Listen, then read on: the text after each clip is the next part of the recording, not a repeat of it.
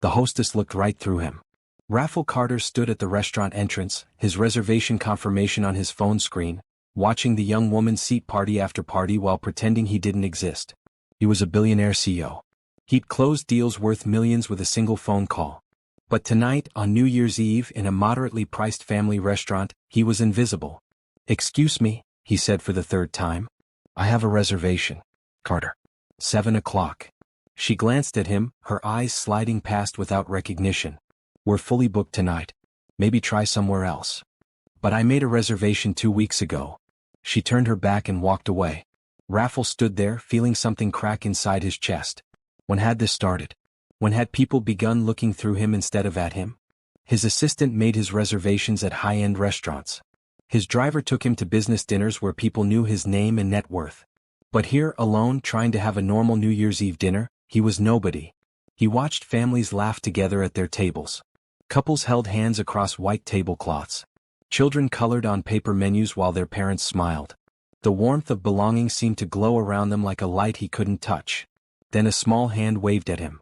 A little girl with pigtails and a bright red dress was standing on her chair, waving enthusiastically. Her mother, a beautiful African-American woman in a blue sweater, turned to see who her daughter was signaling. The woman's eyes met his and something passed between them. Recognition maybe. Not of who he was, but of what he was feeling. The woman stood up and walked toward him. Have you ever felt completely invisible, even in a crowded room? If this story touches your heart, hit subscribe and share your thoughts in the comments below. Let us know, when was the last time a stranger's kindness changed your day? New Year's Eve sparkled outside the restaurant windows. People hurried past in their party clothes, laughing and calling to each other. Inside, the warmth and noise of celebration filled every corner. Every corner except where Raffle stood, alone and unwanted. "Hi," the woman said, stopping in front of him. Up close she was even more striking. Her brown eyes were kind but held a wariness he recognized. Life had taught her caution. "My daughter Sophia noticed you standing here. We have extra room at our table if you'd like to join us." Raffle blinked. I have a reservation." "I know," she said gently. "But they don't seem interested in honoring it. I'm Carolina Brooks." She extended her hand. He shook it, feeling the calluses on her palm. Working hands. Honest hands. "Raffle Carter." "Well, Raffle, Sophia is very insistent that you sit with us. She's 6, and when she makes up her mind about something, there's no changing it." Carolina smiled and it reached her eyes. "Please. We'd be happy to have you." Something in him wanted to refuse. Pride maybe. Or the fear of seeming pathetic. But then he looked at the little girl still waving at him, her smile wide and genuine, and he found himself nodding. "Thank you. I accept."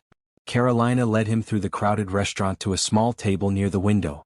Sophia bounced in her seat as they approached.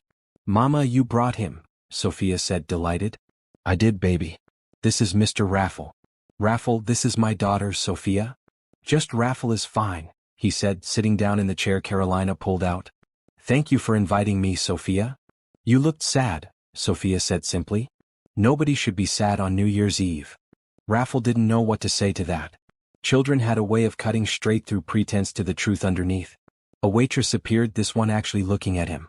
"Can I get you something to drink?" "Water is fine. And whatever they're having," he gestured to Carolina and Sophia, "please add it to my bill." "Oh no," Carolina said quickly. "That's not necessary." "Please," Raffle said. "It's the least I can do. You're sharing your table." Carolina studied him for a moment, then nodded. "All right. Thank you." The waitress took their orders and disappeared. Sophia immediately launched into a story about her school's holiday pageant where she played a reindeer. Raffle listened, surprised to find himself genuinely interested. When was the last time someone had talked to him about something other than profit margins and quarterly reports? "And then Tommy forgot his lines, so I had to help him," Sophia said. "Mrs. Patterson said I was a very good friend." "That was kind of you," Raffle said. "Mama says kindness is the most important thing." Carolina looked slightly embarrassed. "I may have mentioned that once or twice." "You mentioned it every day," Sophia corrected, making Raffle smile. The food arrived. Simple dishes, chicken fingers for Sophia, a salad for Carolina, and a burger for Raffle. Nothing fancy. Nothing like the meals he usually ate at exclusive restaurants where the portions were tiny and the prices enormous.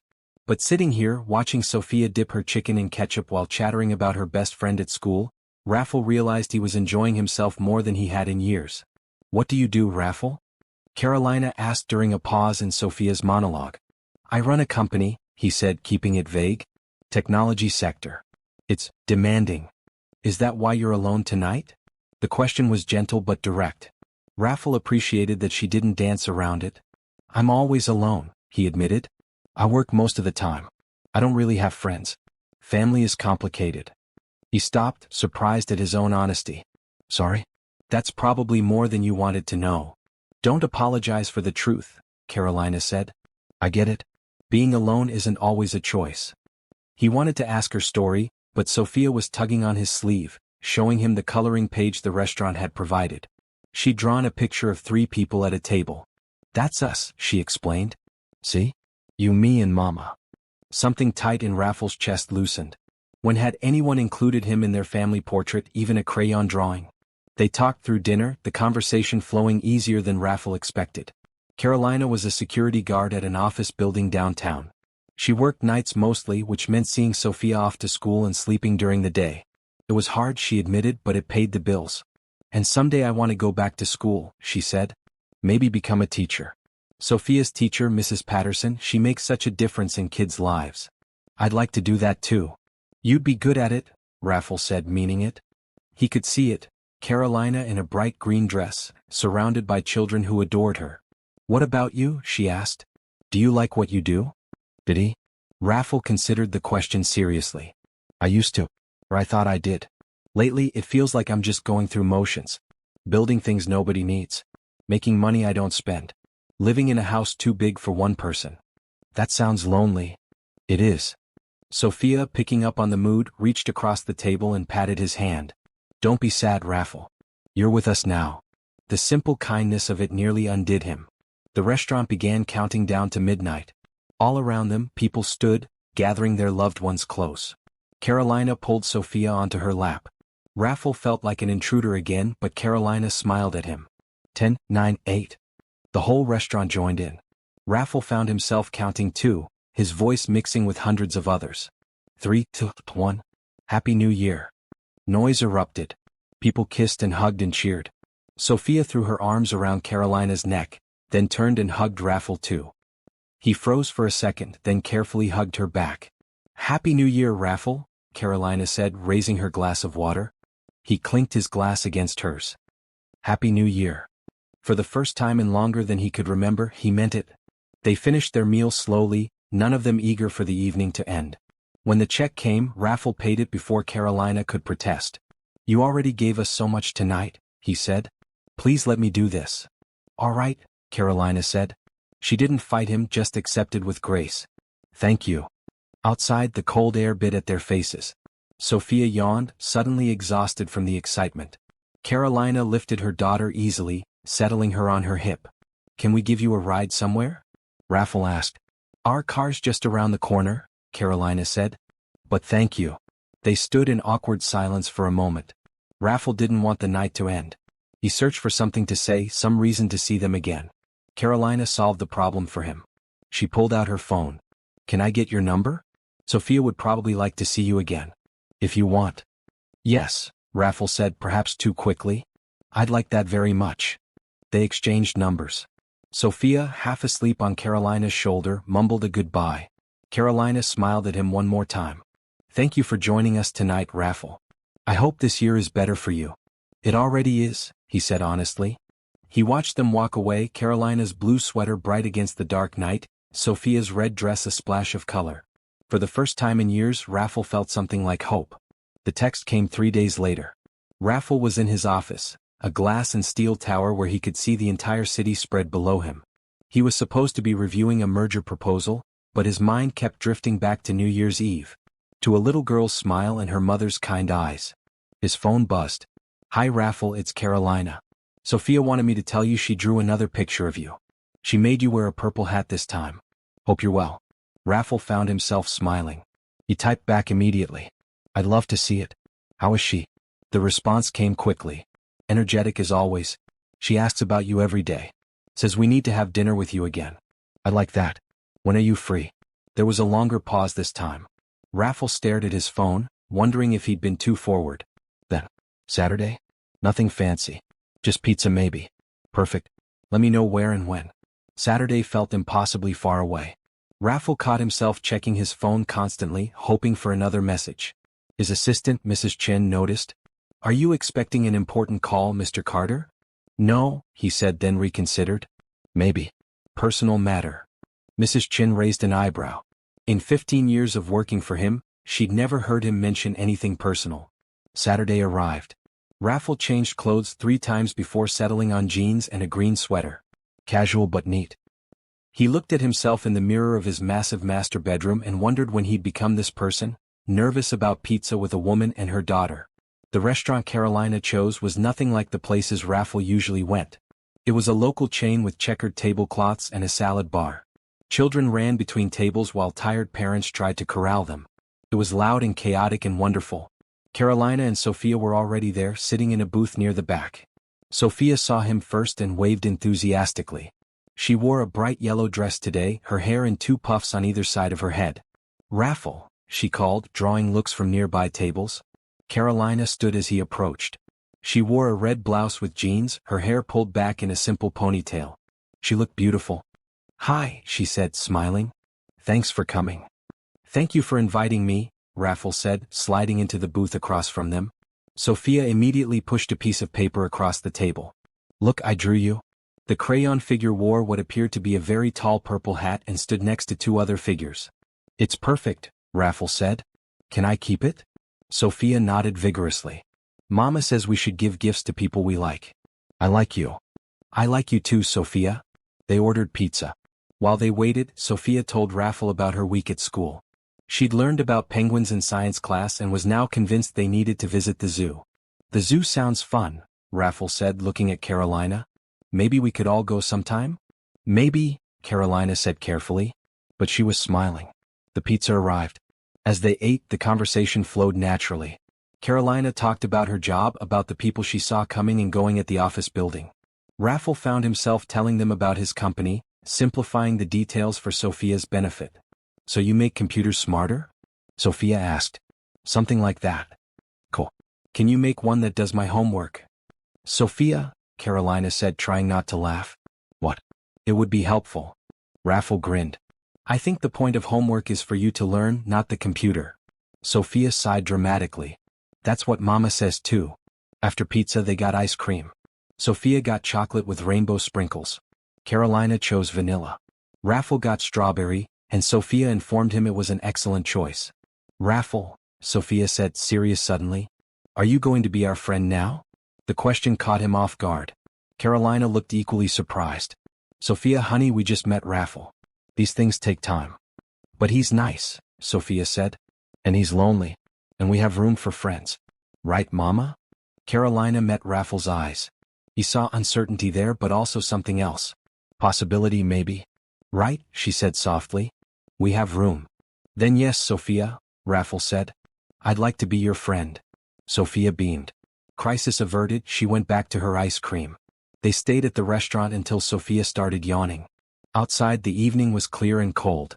Stars were just beginning to appear in the darkening sky. This was nice, Carolina said. Really nice. Can we do it again? Raffle asked. I'd like that. Sophia tugged on his hand.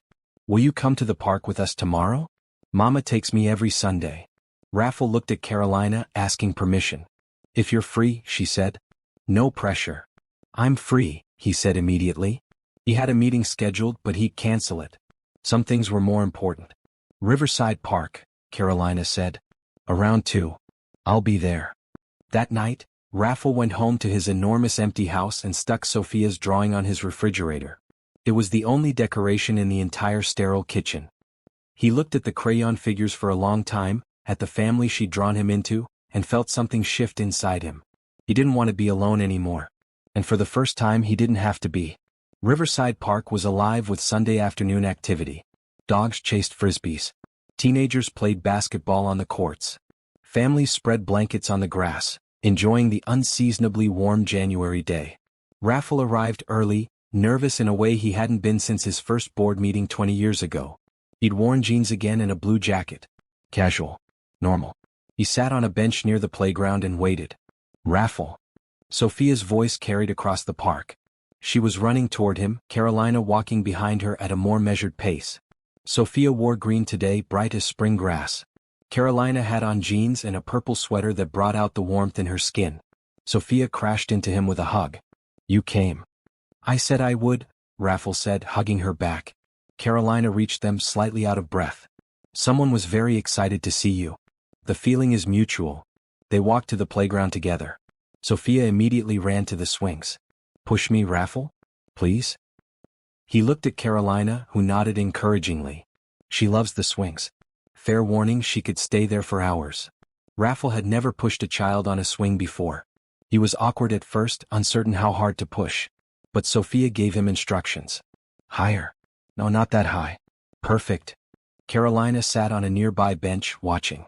After a few minutes she called out, I can take over if you want a break. I'm good, Raffle called back. And he was. This simple act, pushing Sophia on a swing, felt more meaningful than any business deal he'd ever closed. Other children came and went. Parents nodded at him, assuming he was Sophia's father. He didn't correct them. Sophia chattered the entire time, telling him stories about her classmates, about the book her teacher was reading to them, about the stray cat she'd seen in the alley behind their apartment building. Mama won't let me keep him, Sophia said sadly. But I put out food for him every day. That's kind of you, Raffle said. Kindness matters, Sophia said, repeating what was clearly a frequent lesson from Carolina. After the swings, Sophia wanted to try the slide. Then the monkey bars. Raffle helped her cross them, standing below in case she fell. She didn't. She was fearless and capable like her mother. Time passed without Raffle noticing. When he finally checked his phone, over an hour had gone by. He'd missed 2 calls from his office and several emails marked urgent. He didn't care. Want to sit? Carolina asked, gesturing to the bench beside her. Sophia had found a friend and they were playing an elaborate game involving a lot of running and shrieking. Raffle sat. They watched Sophia together in comfortable silence. She really likes you, Carolina said eventually. I really like her. And you. The words came out before he could stop them. Carolina turned to look at him, her expression unreadable. Raffle. Sorry? Too much. No, she said slowly. Just unexpected. We barely know each other. Then let's change that. Tell me about yourself. The real stuff, not just the surface details. Carolina was quiet for a moment, watching her daughter play. What do you want to know? Everything. Where you grew up. What you dream about. Why you're so kind to strangers. She laughed softly. That's a lot. We have time. So she told him. About growing up in a small town in Georgia, about moving to the city for college and never finishing because she got pregnant. About Sophia's father, who left before she was born. About working multiple jobs to make ends meet, about the loneliness of being a single parent in a city full of people. But I'm not looking for pity, she said firmly. I have a beautiful daughter. A roof over our heads. We're healthy. We're happy. That's more than a lot of people have. You're remarkable, Raffle said. I'm ordinary. I just do what needs doing. That's what makes you remarkable. They sat together as the afternoon stretched into evening. Sophia eventually came back, tired and grass-stained and happy. Can Raffle come for dinner? She asked. Sophia, we can't just invite ourselves into people's lives. But he's our friend, Sophia said, confused. Friends have dinner together. She's right, Raffle said. And I'd love to. If you'll have me. Carolina hesitated, then nodded. All right. But fair warning, it's just spaghetti. Nothing fancy. Sounds perfect. Their apartment was small but clean, decorated with Sophia's artwork and family photos. Raffle noticed there were no pictures of Sophia's father. Just Carolina and Sophia and an older woman who must be Carolina's mother. While Carolina cooked, Sophia showed Raffle her room. More drawings covered the walls. Books overflowed from a small shelf. Toys were neatly organized in bins. It was the room of a loved child. Dinner was simple. Spaghetti with sauce from a jar, garlic bread, salad. They ate at a small table in the kitchen, Sophia between them. It was the best meal Raffle had ever had. After dinner they played board games. Sophia won 3 times in a row and celebrated each victory with elaborate dances. Raffle pretended to be devastated by his losses, making her laugh. When Sophia started falling asleep at the table, Carolina carried her to bed. Raffle stood to leave, but Carolina stopped him. Thank you, she said. For today. For making her so happy. She makes me happy, Raffle said honestly. You both do. They stood in the doorway of her apartment, neither quite ready to say goodbye. Same time next Sunday? Carolina asked. I'll be there. This time when he went home, his house felt emptier than ever. But he had something to look forward to now. Sunday. The park. Carolina and Sophia. He fell asleep with a smile on his face. The text came on Tuesday morning. Car won't start. Might have to skip park this Sunday. Sorry. Raffle stared at his phone. Then he made a call. Jerry? I need a favor. By Wednesday afternoon, Carolina's car was fixed. She texted him, confused and grateful. The mechanic said someone already paid. Did you? You need a reliable car. For Sophia. Please accept it. There was a long pause. Then. Thank you. But Raffle, you can't just pay for things. Why not? Because, I don't know. Feels like too much. It's not enough. Not for what you've given me. Another pause. What have I given you? Oh. She didn't respond after that, but she didn't refuse the help either. Raffle took it as progress. Thursday he had books delivered to their apartment. Chapter books for Sophia, carefully chosen based on what she told him she liked. Nothing expensive or fancy, just good stories. Sophia called him that evening, breathless with excitement. Raffle. The books came. There's one about penguins. He could hear Carolina in the background, probably trying to stop Sophia from calling. But he was glad she had. Do you like them? I love them. Mama's going to read me one before bed. Thank you, thank you, thank you. You're welcome, sweetheart. When Carolina took the phone, her voice was gentle but firm. Raffle, you have to stop buying us things. Why? Because we're not a charity case. I never thought you were. I like doing nice things for you. For both of you. Is that so wrong? He heard her sigh. No, it's not wrong. It's incredibly kind. I'm not used to it. Get used to it, he said softly. Friday, he anonymously paid for Sophia's upcoming school field trip to the Science Museum. The school sent a letter home saying a generous donor had covered costs for several families. Carolina called him immediately. How did you even know about the field trip? Sophia mentioned it at dinner. Raffle. Please, Carolina. Let me help. I have more money than I could spend in 10 lifetimes. Let me use it for something that matters. We matter to you? Her voice was quiet. More than anything. She was silent for a long moment. Okay. But no more surprises. If you want to help with something, ask me first. Deal? Deal. But he couldn't quite help himself. When he noticed Carolina's winter coat was thin and worn, he had a new one delivered. Thick and warm, in a deep maroon that would look beautiful on her. She called him that evening. I said no more surprises. I know. I'm sorry. But it's getting cold and your coat. My coat is fine. Carolina, it's 10 degrees outside. Please, keep it. For Sophia, if not for yourself. She needs you healthy. A long pause. Then, it's beautiful. Like you. Raffle Carter, are you flirting with me? Is it working? She laughed and the sound made his heart race. Maybe. Sunday at the park became a regular thing. Then Wednesday dinners. Then random texts throughout the day. Raffle found himself thinking about Carolina and Sophia constantly. Planning little surprises. Finding ways to make their lives easier.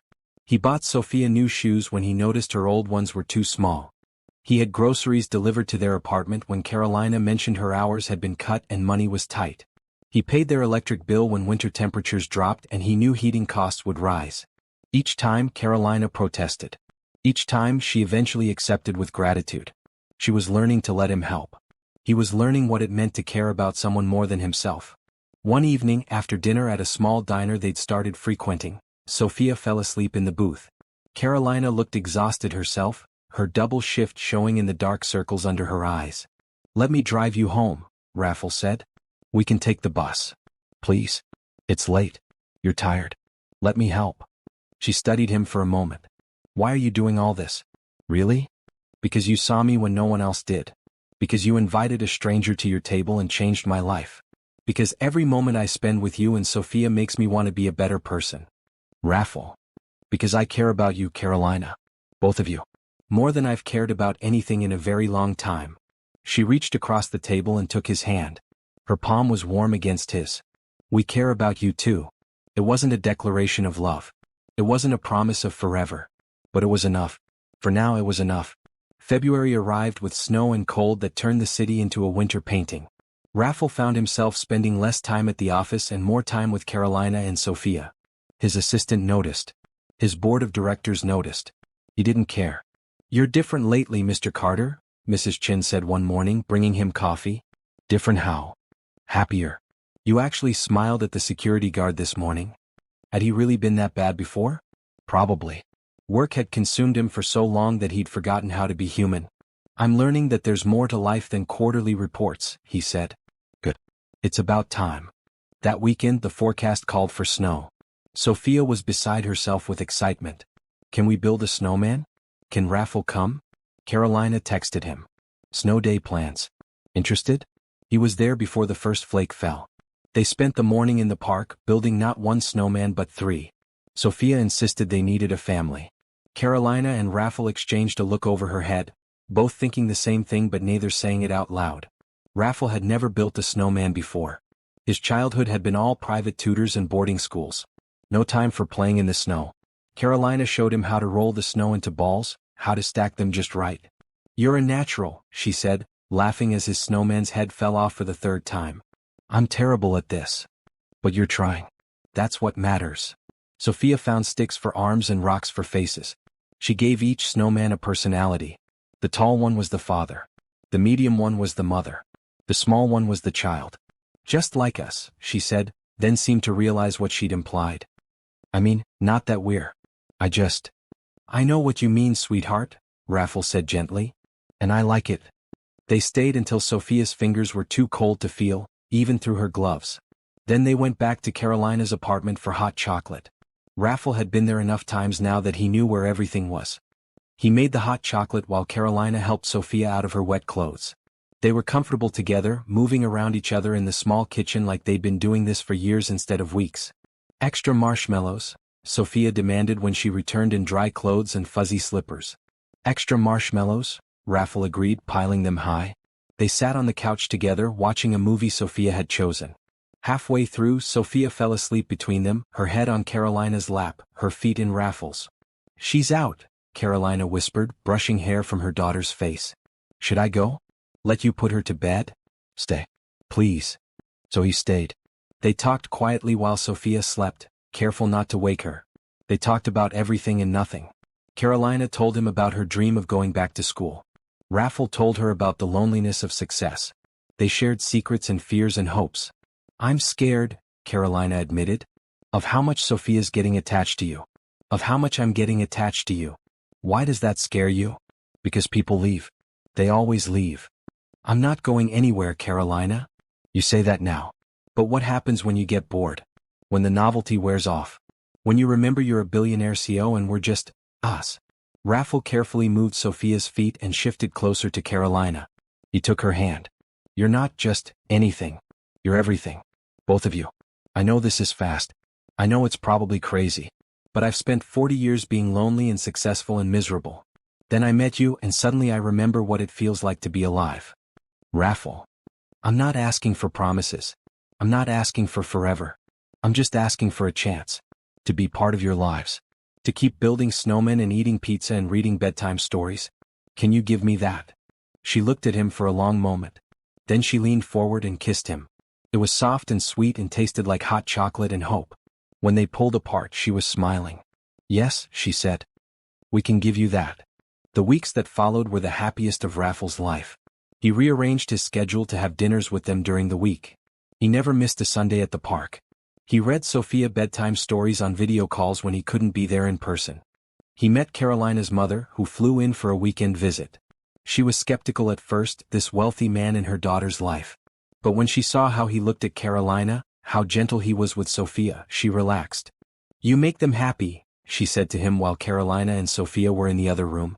"Don't mess this up." "I won't. I promise." Valentine's Day came. Raffle wanted to do something special but not overwhelming. He took them to an aquarium, knowing Sophia's love of animals. They spent hours watching penguins and touching starfish and learning about ocean life. For Carolina, he'd made a donation in her name to a literacy program that helped adults get their high school diplomas. He gave her the certificate over dinner. "I thought, when you're ready to go back to school, This might help someone else while you prepare. She cried. Then she kissed him in front of Sophia and the entire restaurant, not caring who saw. I love you, she whispered against his lips. It was the first time either of them had said it. It wouldn't be the last. I love you too, Raffle whispered back. Both of you. Sophia cheered. Other diners smiled. And Raffle Carter, Billionaire CEO, felt richer than he'd ever felt in his life. March brought rain and the first hints of spring. It also brought doubt. Carolina stood in her small bathroom, staring at herself in the mirror. She'd lost weight. There were dark circles under her eyes from staying up too late with Raffle, from letting Sophia's bedtime stretch because she wanted just a few more minutes of all three of them together. Her phone buzzed. Another text from Raffle. Good morning, beautiful. Coffee later? She loved his texts. Loved the way he thought of her throughout the day.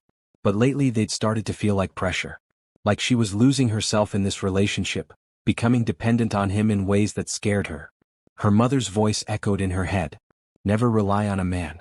Always be able to stand on your own. She'd been independent for so long. Working 2 jobs, raising Sophia alone, handling every problem herself. And now Raffle was here, fixing things before she even knew they were broken. Paying bills. Buying groceries. Making her life easier in 1,000 ways. And she was terrified. What happened when he left? Because people always left. Sophia's father had. Her own father had. Every man she'd ever trusted had walked away eventually. She couldn't survive losing Raffle. Worse, she couldn't let Sophia survive losing him. Her daughter already called him on the phone every night. Already drew pictures of the 3 of them as a family. Already talked about him constantly at school. They were in too deep. And it had happened so fast that Carolina hadn't seen it coming. She texted back. Can we talk? Sometime today? His response was immediate. Of course. Everything okay? Yes. Just need to talk. They met at a coffee shop near her apartment. Raffle arrived before her, already had her favorite drink waiting. The gesture, meant to be kind, made what she had to say even harder. Hi, he said, smiling. Then he saw her face. What's wrong? She sat down, wrapping her hands around the warm cup.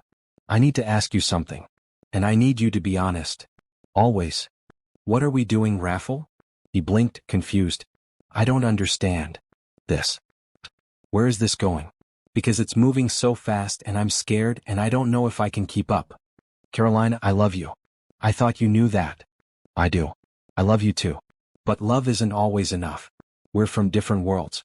You're a billionaire. I'm a single mom working as a security guard. This doesn't make sense. It makes perfect sense to me. Does it? Really? Or is this just a phase for you? A break from your real life? Because when you go back to that world, Raffle, where does that leave us? He reached for her hand, but she pulled away. The hurt on his face almost made her take it back. Almost. This is my real life, he said quietly. You and Sophia. Sunday mornings at the park. Reading bedtime stories. Making snow families. This is the most real thing I've ever had. But for how long? Until you get bored? Until your board of directors reminds you who you're supposed to be? Until someone from your world comes along who fits better? That's not going to happen. You don't know that. And I can't. I can't let Sophia get more attached. I can't let myself get more dependent. I need to be able to stand on my own. You are standing on your own. Accepting help doesn't make you weak, Carolina. It makes me vulnerable. And I can't afford vulnerable. Not with a daughter to raise. Raffle sat back, processing. She could see him thinking, trying to find the right words. What are you asking me to do? This was it. The moment she'd been dreading. I need space. We need space. Just for a little while. To think. To figure out if this is really what we both want. I know what I want. But I don't. Not anymore. Everything's moving too fast and I'm losing myself in you, and that terrifies me. How much space? I don't know. A few weeks? A month? I need to breathe, Raffle. I need to remember who I am without you. She saw the moment her words hit him. Saw the pain flash across his face. But to his credit, he didn't argue. Didn't try to convince her. He just nodded slowly. If that's what you need. It is. Can I check in? Make sure you're both okay? Maybe not right away. Let's take a real break. No texts. No calls. Just time apart. What about Sophia? She's going to wonder where I am. Carolina had thought about this. Dreaded this most of all. I'll tell her you're busy with work. That you need to focus on your company for a while. She'll be hurt. I know. But she'll be more hurt if you disappear later. This way it's temporary. Controlled. And if I prove to you that I'm not going anywhere? If I show you this is forever? Then maybe we can try again. Slowly. The right way. Raffle stood. He looked lost, like a man who'd just been told his home was burning down. I love you, Carolina. That's not going to change no matter how much space you need. I love you too. That's why I have to do this. He left without another word. Carolina sat alone with her coffee, tears streaming down her face, wondering if she just made the biggest mistake of her life. That night, when Sophia asked where Raffle was, Carolina lied. He's very busy with work, baby. He might not be able to visit for a while. But he'll call, right? For our bedtime story? Not tonight, sweetheart. He has a lot of important meetings. Sophia's face fell. Did I do something wrong? No, baby. Never. This isn't about you. Then why can't he come? Sometimes grown-ups need space. It doesn't mean he doesn't love you. But Sophia didn't understand. How could she? She was 6 years old, and the man who'd become like a father to her had suddenly vanished. Carolina held her daughter while she cried, hating herself but believing she was doing the right thing. In his empty mansion across town, Raffle sat in the dark, holding Sophia's crayon drawing of their snow family. And for the first time since New Year's Eve, he felt completely alone again. What would you do if you had to choose between protecting your heart and holding on to love? Drop a comment below and don't forget to subscribe for the next chapter. The days without Carolina and Sophia felt endless. Raffle threw himself back into work, thinking it might help. It didn't. Every meeting felt pointless. Every deal felt hollow. He'd go to his office and stare at numbers that no longer meant anything. Mrs. Chin found him one afternoon sitting at his desk but not actually working. Mr. Carter, you have the Henderson call in 5 minutes. Cancel it. Sir, this is the 3rd meeting you've canceled this week. Then make it the 4th. I don't care about Henderson. I don't care about any of this. Mrs. Chin sat down across from him, something she'd never done in 15 years. What happened? I lost the only thing that mattered. The woman and her daughter. He looked up, surprised. You knew. Of course I knew. You were different. Happy. And now you're not. She asked for space. Said she needed time to think. Did you fight for her? She asked me not to. She asked me to respect her boundaries. So I am. Mrs. Chin sighed. Respecting boundaries is good, Mr. Carter. But drowning in your office isn't. If you can't have them right now, find something else that matters. Something that makes you feel like the person you were when you had them. She was right. He knew she was right. That night, Raffle drove through the city aimlessly. He passed their park. The coffee shop where Carolina had broken his heart. The restaurant where they'd celebrated Valentine's Day. Then he saw a sign. Community Center. Volunteers needed. He pulled over. The center was old but well-maintained. Inside, children played in a large room while tired parents sat in chairs around the edges. A woman in a green shirt approached him. Can I help you? The sign said you need volunteers. She looked him up and down, taking in his expensive clothes and polished shoes. We do. What kind of volunteering are you interested in? I don't know. What do you need? Honestly? Everything. We have after-school programs for kids. Literacy classes for adults. A food bank. A clothing drive. Take your pick. What would help the most? She smiled. Someone to read to the younger kids. We have a reading hour every Tuesday and Thursday, but we never have enough readers. Reading. Like he used to read to Sophia. I can do that. Great. Can you start next Tuesday? I'll be here. Tuesday arrived. Raffle showed up at the community center in jeans and a blue sweater. The reading room was full of children aged 5 to 8, all eager for stories. Everyone, this is Mr. Raffle, the coordinator said. He's going to be reading to you today. The children stared at him with wide eyes. Raffle felt a moment of panic. What if he couldn't do this without Sophia? What if this made everything worse? Then a little boy in the front row raised his hand. Can you do the voices? For the different characters. Raffle thought about how he used to read to Sophia, making his voice high for the princess and low for the dragon. I can do the voices. The children cheered. He read for an hour. Then another. The kids were captivated, laughing at his silly voices, gasping at the scary parts, cheering when the hero won. When he finished, they begged for one more story. Next time, he promised. If you're all here next Tuesday.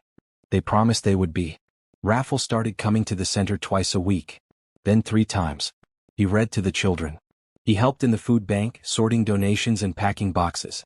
He tutored adults working on their GEDs, remembering Carolina's dream of going back to school. The work was hard and unglamorous. His back hurt from lifting boxes. His voice grew hoarse from reading. He went home exhausted every night. But he felt alive. One evening, a young mother approached him after reading hour. "Thank you," she said. "My son talks about you all week. About Mr. Raffle and his story voices. You're making a real difference in his life. A real difference. Not in quarterly profits or stock prices. In an actual child's life." "Thank you for telling me that," Raffle said. He started to understand what Carolina had tried to teach him. That kindness mattered. That showing up mattered. That being present in small, consistent ways could change the world. Weeks passed. Raffle kept his promise not to contact Carolina. It was the hardest thing he'd ever done. Some nights he'd draft texts, his fingers hovering over the send button, before deleting them unsent. But he was changing. Growing. Becoming the person he wanted to be, not because someone was watching but because it was right. He donated money to the community center, enough to expand their programs and hire more staff. But he also kept showing up himself, reading and sorting and helping. The money was easy. Showing up was the real gift. One Thursday, while reading to the children, he looked up and saw Mrs. Chen standing in the doorway. She'd never visited the center before. After the reading, she approached him. "I followed you," she admitted. "I wanted to see what you've been doing. And I'm proud of you, Mr. Carter.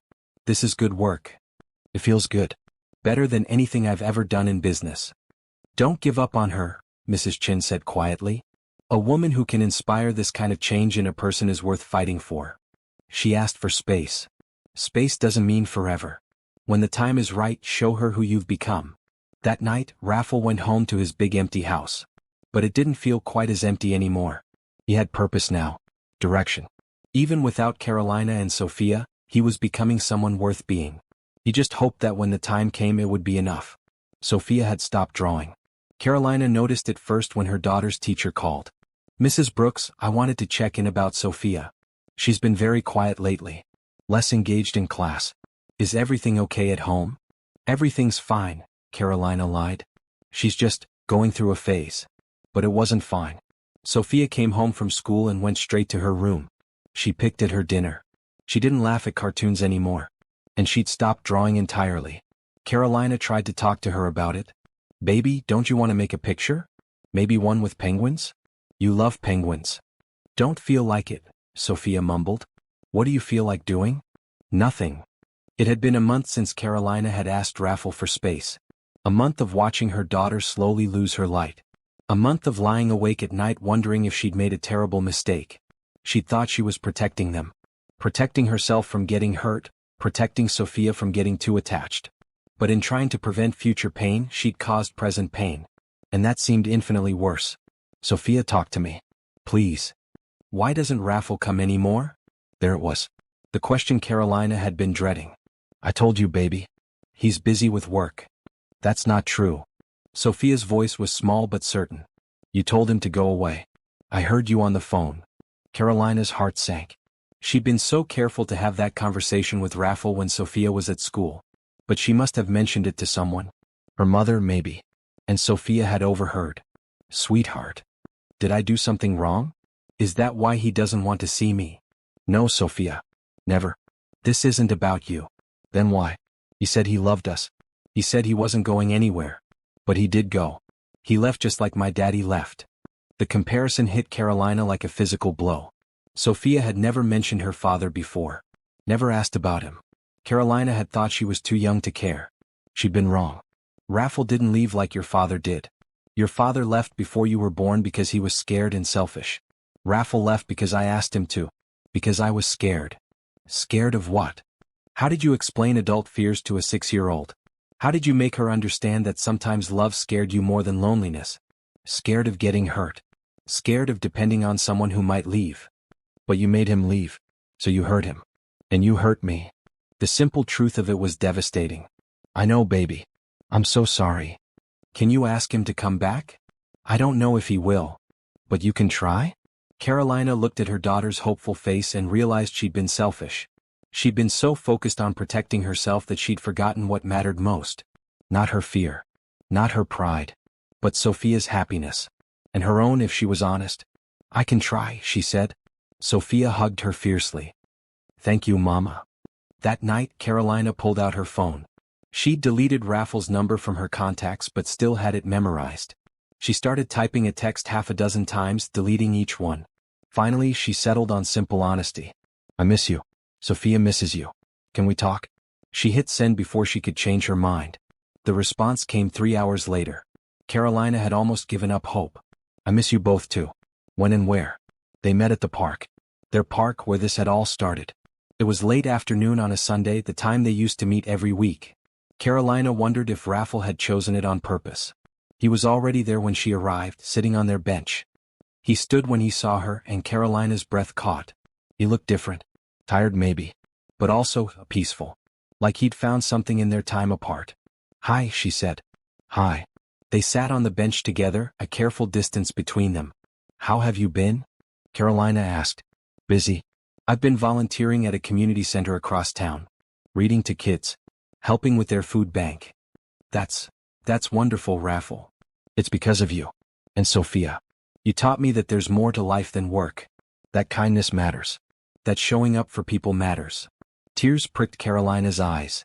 I'm sorry. I'm so sorry I pushed you away. You were scared. I understand that. But I hurt you. And I hurt Sophia. She stopped drawing Raffle. For a whole month, she hasn't drawn a single picture. She saw pain flash across his face. Is she okay? She's sad. She misses you.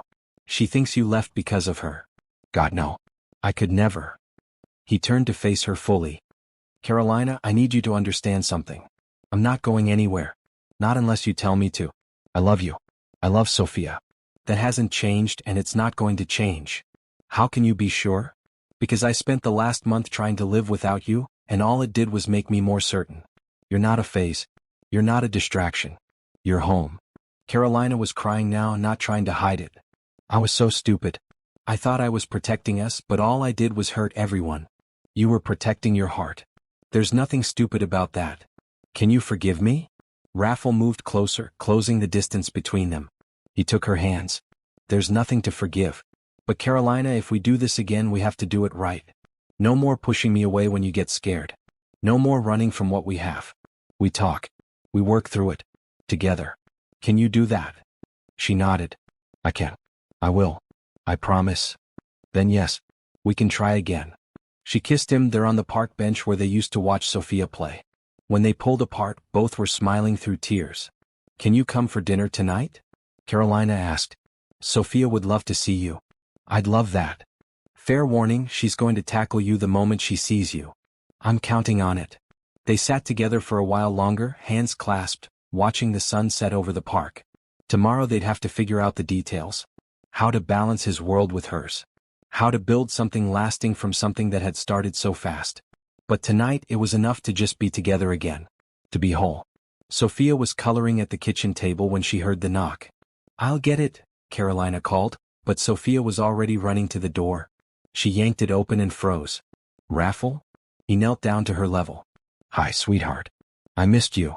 Sophia launched herself at him, wrapping her arms around his neck so tightly he could barely breathe. You came back. You came back. I'm sorry I was gone. That was never what I wanted. Mama said she made you go away. Your mama was trying to do what she thought was best. But we talked and we figured it out. And if it's okay with you, I'd like to come around again. Sophia pulled back, her face serious. You promise you won't leave again? I promise. Even if you get mad? Even if things are hard? Even then. Okay. Sophia hugged him again. I missed you so much. I missed you too, sweetheart. More than you know. Carolina appeared in the doorway, smiling at them. Sophia, why don't you show Raffle what you've been working on? Sophia grabbed his hand and pulled him to the kitchen table. There, spread across the surface, was a drawing in progress. 3 figures holding hands. A man, a woman, and a child. It's us, Sophia explained. I wanted to finish it before you came back, but Mama called you today, so I didn't have time. It's perfect, Raffle said, his voice rough with emotion. Dinner was simple. Carolina had made spaghetti, the same meal from their first dinner together months ago. They ate and talked, and slowly the awkwardness faded. This was them. This was home. After dinner, Sophia insisted Raffle read her a bedtime story. They squeezed onto her small bed together, Sophia between Carolina and Raffle, while he read from one of the books he'd given her. Halfway through, Sophia fell asleep. Carolina and Raffle sat there for a moment, watching her breathe. "I wrote you a letter," Sophia mumbled, half asleep. "Mama has it." Carolina and Raffle exchanged glances. In the living room, after tucking Sophia in, Carolina pulled an envelope from her bag. "She wrote this 2 weeks ago. I found it hidden in her room. I was going to bring it to you tomorrow if tonight hadn't gone well." Raffle opened it. The handwriting was careful, the spelling creative. "Dear Raffle, I miss you. Mama is sad. I am sad. Can you come back? I promise to be good. I won't make you push me on the swings for too long. I'll eat all my vegetables. I'll go to bed on time. Please come back. We need you. Love, Sophia." Raffle's hands shook as he read it. "She thinks she did something wrong. I told her she didn't. But she's 6. She doesn't understand adult complications. I need to make sure she knows that none of this was her fault. We will. Together." They talked late into the night, making plans. Real plans this time. Raffle would come for dinner 3 nights a week. Sundays at the park would resume. They'd take things slow, but they'd move forward, not back. "I want to introduce you to my board of directors," Raffle said. "Let them know that my life has changed. That my priorities have shifted." "Are you sure? I don't want to cause problems with your work." "You're not causing problems. You're solving them. I was miserable before I met you. Successful and miserable. Now I'm successful and happy. They need to understand that the second thing matters more. What if they don't accept us? Then they can find a new CEO." Carolina stared at him. "You'd quit? For you? For Sophia?" "In a heartbeat. I'd never ask you to do that." "I know. That's one of the reasons I love you." The weeks that followed were different from before. Slower. More intentional. They talked about their fears instead of hiding them. When Carolina felt herself getting overwhelmed, she told Raffle, and they worked through it together. Raffle introduced them to his colleagues. Some were surprised. Some were judgmental. But most were happy for him, especially Mrs. Chen, who immediately bonded with Sophia over their shared love of penguin documentaries. Carolina started taking night classes online, working toward her high school diploma while Raffle helped with Sophia's bedtime routine. It was hard, balancing work and school and parenting, but it felt possible now. She wasn't alone anymore. One evening, Raffle arrived for dinner with an announcement. "I've been thinking," he said. "The community center where I volunteer, they need more funding. What if we started a foundation? You and me. To help single parents going back to school. To support community programs. To do real good with the money I've been hoarding." "A foundation? You could run it. Once you finish school. If you wanted. It would be your dream, Carolina. Helping people. Making a difference. But on a larger scale." She couldn't speak for a moment. Then she nodded. "I'd love that. There's something else." Raffle pulled a small box from his pocket. Carolina's breath caught. "Raffle. Wait. Let me finish." He opened the box. Inside was a beautiful ring with a simple blue stone. "This isn't an engagement ring. Not yet. We're not ready for that, and I know it. But this is a promise ring. A promise that I'm in this for the long haul. That I'm not going anywhere. That we're building something real together. It's beautiful. Will you wear it? As a symbol of what we're building?" "Yes." She let him slip it onto her finger. "Yes, absolutely yes." Sophia chose that moment to run into the room. She saw the ring and gasped. "Does this mean Raffle is going to be my daddy?" Carolina and Raffle looked at each other. "Someday," Raffle said. "If that's okay with you." "It's okay with me," Sophia said solemnly. Then she grinned. "Does this mean I can call you Dad?" "You can call me whatever you want, sweetheart." "Okay, Dad." The word hung in the air, precious and perfect. "Okay, daughter," Raffle said, and Sophia squealed with delight. They were a family now. Not perfect. Not conventional. But real and loving and committed. And that was enough. 1 year later. The restaurant was crowded, just like it had been that first New Year's Eve. But this time, when Raffle Carter walked in, the hostess greeted him immediately. "Mr. Carter, your table is ready. Right this way." "Actually," Raffle said, "could you give us a moment?" He turned to scan the waiting area. Carolina and Sophia stood beside him, both in beautiful dresses.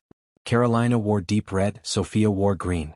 They'd become his family in every way that mattered. But tonight wasn't just about them. Raffle spotted what he was looking for. A young man standing alone near the door, shifting his weight nervously. The hostess had walked past him twice without acknowledgement. "Excuse me," Raffle said, approaching the man. "Are you waiting for a table? I have a reservation, but they said they're fully booked." Raffle knew that dance. He'd lived it. "We have a table. Would you like to join us?" The man looked confused. I'm sorry, do I know you?" "No. But someone showed me kindness once when I was alone on New Year's Eve. I'd like to pass it forward." The man's eyes filled with tears. "Thank you. You have no idea what this means." "I think I do." They ate together, the four of them. The young man's name was Thomas, and he was new to the city, working his first job out of college. He had no family nearby, no friends yet. He'd been dreading spending the holiday alone. "This is amazing," Thomas said over dessert. "Thank you for including me." "Everyone deserves to belong somewhere," Carolina said, smiling at Raffle. "Especially on special nights." When midnight approached, they all stood together. Sophia held Raffle's hand on one side and Thomas's on the other, creating a chain. 10, 9, 8. Raffle looked at Carolina across the table. She'd finished her high school diploma 3 months ago. Next week, she'd start taking classes toward her teaching degree, funded by the foundation they'd started together. The foundation had already helped 12 single parents return to school. 3, 2, 1. Happy New Year. Noise erupted. Raffle kissed Carolina as confetti fell around them. Sophia hugged them both. Thomas looked on, smiling but a little wistful. "Hey," Sophia said to him. "You look sad. Are you lonely?" "Sophia," Carolina said gently. "No, it's okay." Thomas knelt down. "I'm a little lonely. But tonight, because of you and your family, I'm not." "Good. Nobody should be lonely on New Year's Eve." After dinner, they walked Thomas to his car. "If you need anything," Raffle said, handing him a card. "Friends, job help, whatever. Call me." "Why are you doing this?" Raffle looked at Carolina, at Sophia, at the life they'd built from one moment of kindness. "Because someone did it for me. And it changed everything." Later, at home, after Sophia was asleep, Carolina and Raffle sat on the couch. "That was a good thing you did tonight," she said. "We did. This whole thing started because you saw me. Because you invited me in when nobody else would. I saw someone who needed kindness. Same as you did tonight with Thomas. You know what I realized?" Raffle said. "I spent 40 years trying to be successful. Building companies. Making money. Trying to prove I was worth something. But I was miserable because I was alone. Then you showed me that connection is what matters. Kindness is what matters. Love is what matters. You showed me things too. That accepting help isn't weakness. That letting someone in doesn't mean losing yourself. That love doesn't have to be scary. We're good together. We are." Raffle pulled a small box from his pocket. This time it wasn't a promise ring. "I know we said we'd wait. But I've waited long enough. Carolina Brooks, will you marry me?" She didn't hesitate. "Yes." "Just like that? No need to think about it?" "I've been thinking about it for months. The answer has always been yes." He slipped the ring on her finger, this one with a simple diamond that caught the light. They kissed and it felt like coming home. "Should we tell Sophia in the morning?" Carolina asked. "She already knows," a small voice said from the hallway. They both turned to see Sophia peeking around the corner in her pajamas, grinning. "You're supposed to be asleep," Carolina said. "I heard you talking. You weren't very quiet." Raffle laughed. "Come here, sweetheart." Sophia ran over and jumped between them on the couch. "So you're really going to be my dad now? For real?" "For real. And we'll be a family?" "We're already a family," Carolina said. "We have been for a while. The wedding just makes it official. Can I wear a green dress?" "You can wear whatever color you want." "And can we invite Thomas? He seems nice." Raffle and Carolina exchanged smiles. "We can invite Thomas," Raffle agreed. They sat together on the couch, the three of them planning a wedding and a future. Outside, the city celebrated the new year. Inside, they celebrated something better. They celebrated finding each other. They celebrated kindness and hope and love. They celebrated second chances and new beginnings. They celebrated family.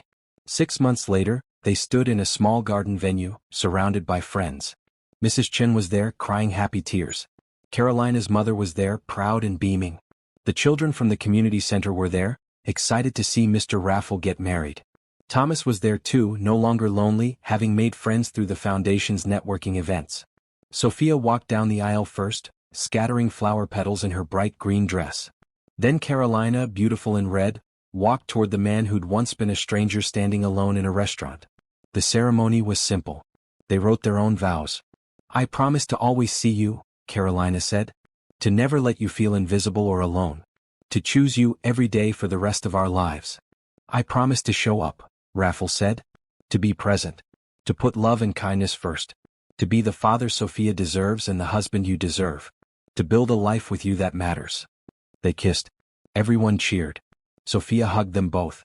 And Raffle Carter, former lonely billionaire, looked at his new wife and daughter and felt richer than all his money had ever made him. Because he'd learned the truth. The one Carolina had known all along. Kindness matters. Hope matters. Love matters. And when you lead with those things, when you open your heart to others, when you show up and stay present, life becomes something beautiful. Not perfect, not always easy, but beautiful. And that was more than enough.